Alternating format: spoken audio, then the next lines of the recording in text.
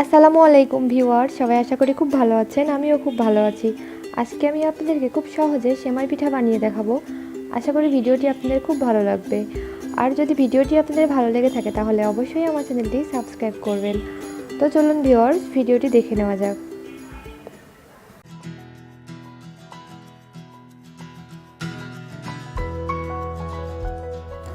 প্রথমে আমি একটা প্যান নিয়ে নিয়েছি, এর মধ্যে 2 কাপ পরিমাণ পানি নিয়ে নিয়েছি। এখন আমি পানির মধ্যে পরিমাণ মতো লবণ দিয়ে দিব। এখন পানিটা ফুটে ওঠা পর্যন্ত অপেক্ষা করব। দেখুন ভিউয়ার্স, পানিটা ফুটে উঠেছে। আর অবশ্যই খেয়াল রাখতে হবে যেন পানিটা খুব ভালোভাবে ফুটে ওঠে। এখন আমি এর মধ্যে 2 কাপ পরিমাণ চালের গুঁড়া দিয়ে দিচ্ছি। এখন আমি এটা খুব ভালোভাবে মিশিয়ে নিচ্ছি।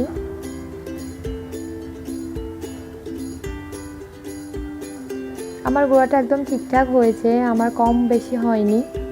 আর আপনারা গুঁড়াটা দেওয়ার পরে বুঝবেন, যদি পানি লাগে তাহলে একটু পানি দিয়ে নেবেন, আর যদি গুঁড়া লাগে সেক্ষেত্রে একটু গুঁড়া অ্যাড করে নেবেন।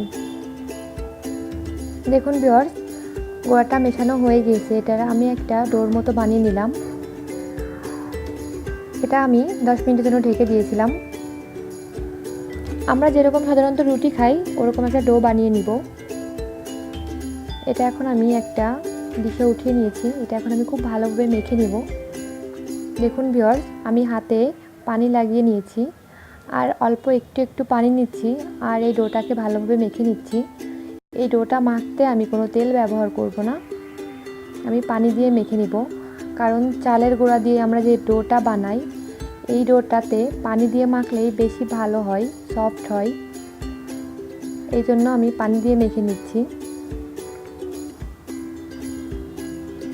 এটা খুব ভালোভাবে মাখতে হবে, যত ভালোভাবে মাখবেন তত সফট হবে।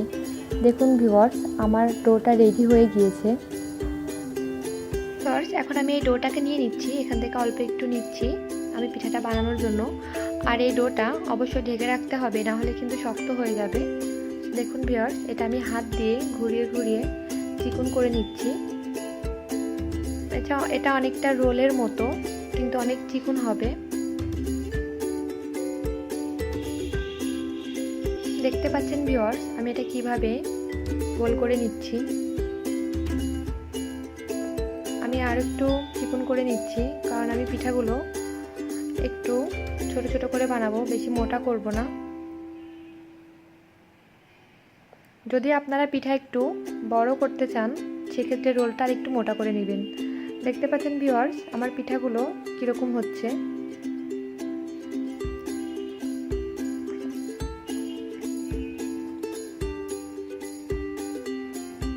দেখতে পাচ্ছেন ভিউয়ার্স, আমি কিভাবে পিঠাগুলো বানাচ্ছি।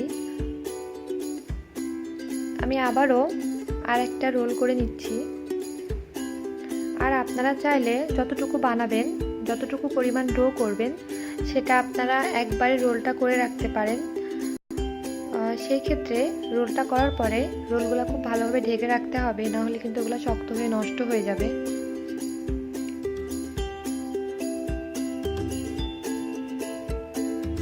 এটা হয়ে গিয়েছে, আমি আবারও পিঠা বানিয়ে নিচ্ছি। দেখতে পাচ্ছেন আমি এক হাত দিয়ে ধরছি আর এক হাত দিয়ে বানাচ্ছি। আর এই পিঠাটা বানানোর সময় অল্প অল্প পরিমাণ হাতে গুঁড়া লাগিয়ে নেবেন, না হলে লেগে যাবে। দেখতে পাচ্ছেন ভিউয়ার্স, আমি কিন্তু রোলটা ছিঁড়ে নিচ্ছি না, এক হাত দিয়ে ধরে রেখেছি। দেখুন ভিউয়ার্স, পিঠাগুলো দেখতে কত সুন্দর লাগছে।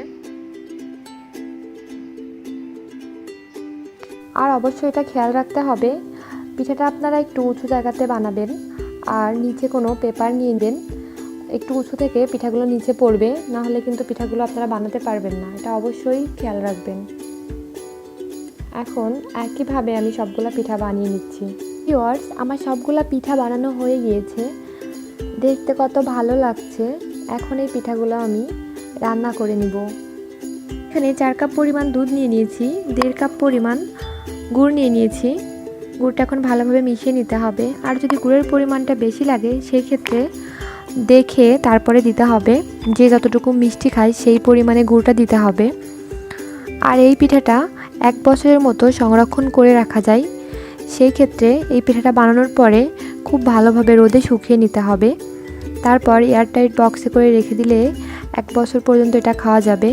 সেই ক্ষেত্রে ফ্রিজে রাখার কোনো দরকার নেই। আর যদি আপনারা রোদে না শুকিয়ে ফ্রিজে রেখে খেতে চান, সেই ক্ষেত্রে 6 থেকে 7 দিনের মতো আপনারা এয়ারটাইট বক্সে করে নর্মাল ফ্রিজে রেখে এটা খেতে পারেন। এর মধ্যে আমি এখন পরিমাণ মতো লবণ দিয়ে দিচ্ছি।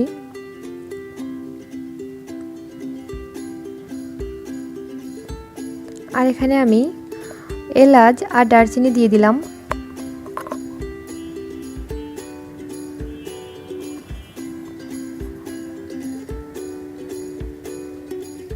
আমি এখানে একটা তেজপাতা দিয়ে দিলাম।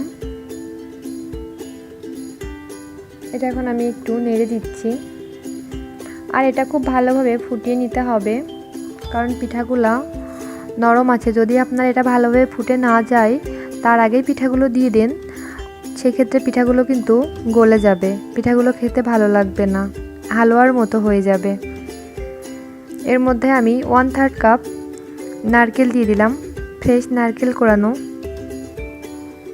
এটা এখন আমি ভালোভাবে মিশিয়ে নিচ্ছি।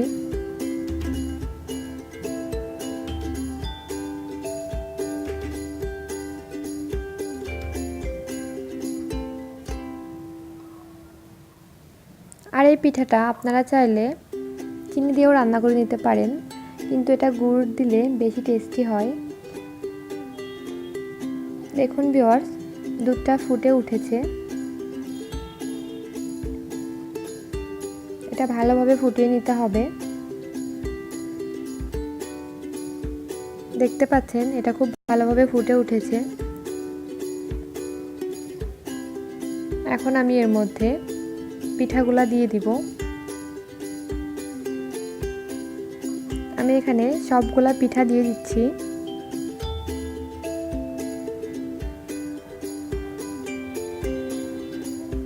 এটা এখন আমি মিশিয়ে নিচ্ছি ভালোভাবে। আর চুলার জালটা অবশ্যই বেশি রাখতে হবে।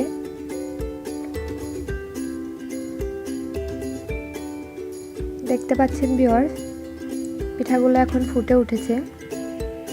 আর এই পিঠাটা ফোটার পর 3 থেকে 4 মিনিটের মধ্যে এটা নামিয়ে নিতে হবে। যদি আপনারা এটা বেশিক্ষণ রাখেন, তাহলে কিন্তু পিঠাগুলো একদমই গলে যাবে।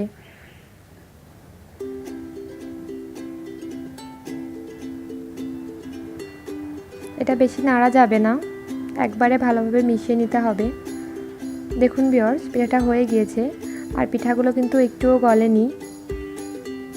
আর আপনারা অবশ্যই এটা খেয়াল রাখবেন, পিঠাগুলো দেওয়ার পর 3 থেকে 4 মিনিটের মধ্যে এটা নামিয়ে নেবেন, না হলে কিন্তু এটা পুরোই হালুয়া হয়ে যাবে।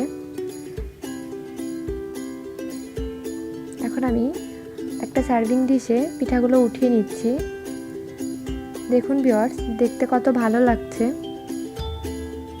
এটা এখন আমি সার্ভ করে নিব।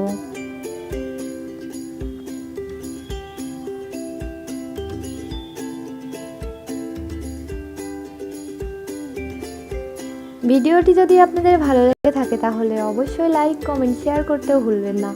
আর যারা আমার চ্যানেলে নতুন এসেছেন, এরকম আরও নিত্য নতুন ভিডিও পেতে অবশ্যই আমার চ্যানেলটি সাবস্ক্রাইব করবেন। সবাই ভালো থাকবেন। আল্লাহ হাফেজ।